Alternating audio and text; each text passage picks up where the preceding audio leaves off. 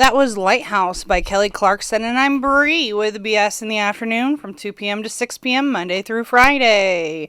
And right now it's time for Mystic Monday. JoElle, how are you today? I'm good. How are you? I'm living the dream. I'm not super excited that it started snowing earlier, though. Yeah, we don't say the S word. It's bad.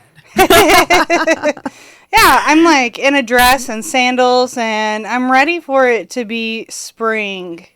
Yeah, me too. I mean, all the flowers and stuff are starting to bloom, which is phenomenal. Like, I love seeing all the green and just the earth coming back to life. Oh, makes me feel so much better. I know, but then it has to snow, and I'm just not about that life. We just need to manifest the sun. That's no more S words. The sun. Yes. Everybody think about the sun and bring it to us. Yes. So that sun energy. That's exciting. So talking about different energy, we got to find the peace within ourselves as people in general. Mm-hmm. I think that is what a lot of people struggle with.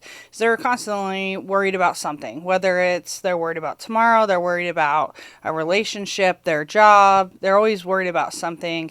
And finding that peace within is easier said than done. Oh, yeah. Yeah. Finding the peace within means accepting the darkness inside of you. Yeah. And working through it to find your light, to find that peace, the enlightenment that we all seek.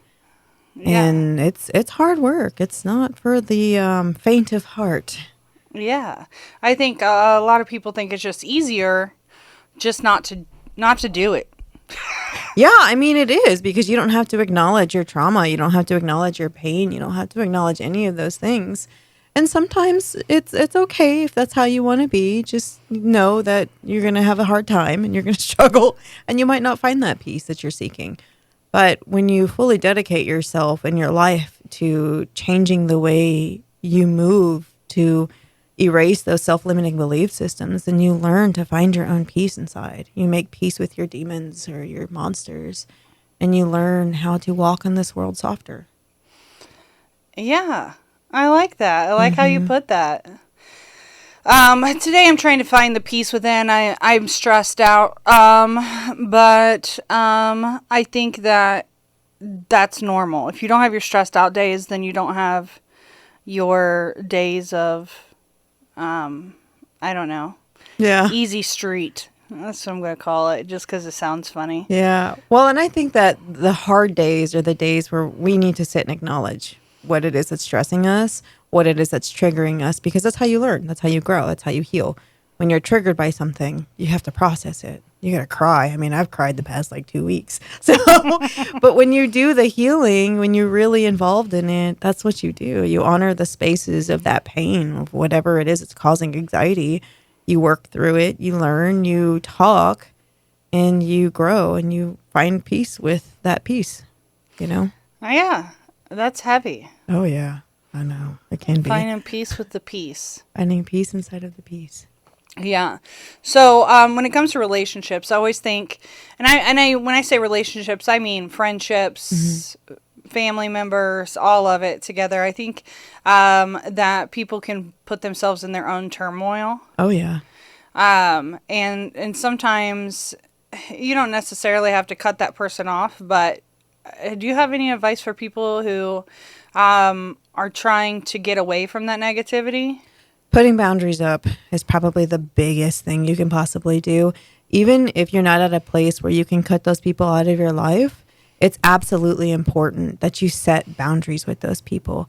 When they push you, you tell them, look, you've pushed past this boundary that I've already discussed with you, and I am no longer going to go on with this conversation, and I'm going to leave.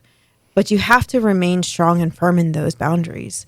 Healing those pieces that they trigger, that response in you, is really important. That goes hand in hand with it, because if you're not healing those things, then you're going to allow your boundaries to slip, and you're going to continue to let them push you and push you and push you until finally you reach your max and something bad happens. This might not have anything to do with anything, but I'm gonna bring it up because I think it's entertaining. So my boyfriend and I were constantly, I'm always bringing things up from the past, and he says, not again. And I think just letting that open and not saying not again is like a big step for somebody. Yeah. Just to own the feelings that the person has in the first place, and taking that. And he's done that since we've started dating. You know, he's grown as a person. Yeah. Doesn't always say not again. He understands that he needs to hold that space for me. And I think that's really important in any relationship you're in, because if the other person doesn't understand your boundaries or your emotions or even tries to, then that's obviously toxic. Oh, yeah. And it shows their lack of emotional intelligence. Because when somebody's healing, especially with a spouse, like me and my husband, we've come to the conclusion where we both honor the spaces. We try our best to listen, to be understanding, and to be compassionate. When he's hurting, I'm hurting. When he's hurting, or when I'm hurting, he's hurting. And he has that understanding of it. But even with like friendships and stuff like that, being open and honest and having that, like, I miss you, I love you, you know, this hurt me, or you know, different things like that.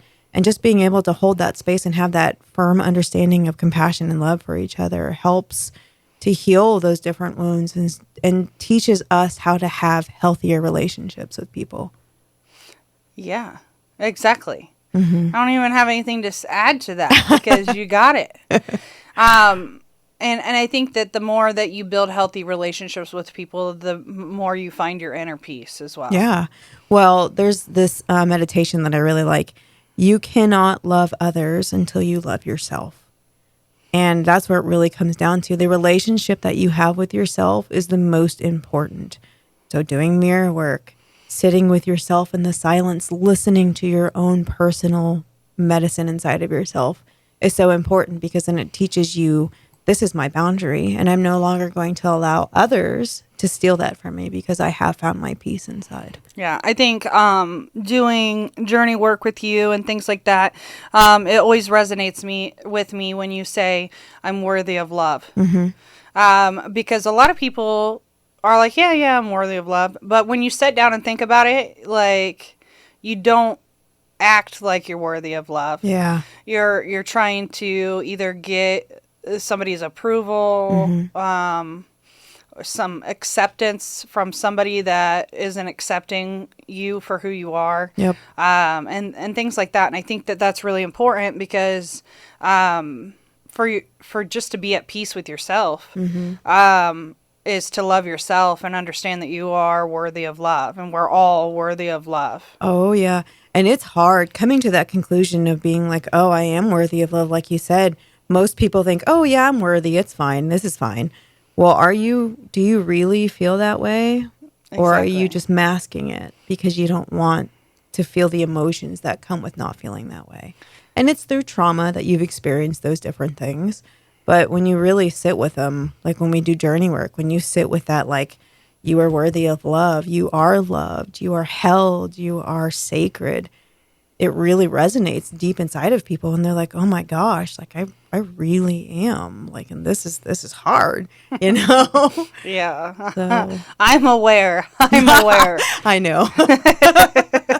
Me too. And so I guess I'm gonna end this segment with just everybody just know that you're worthy of love. Yeah. And know that the first step to peace is to love yourself. Exactly. And take one step, one breath, one moment at a time.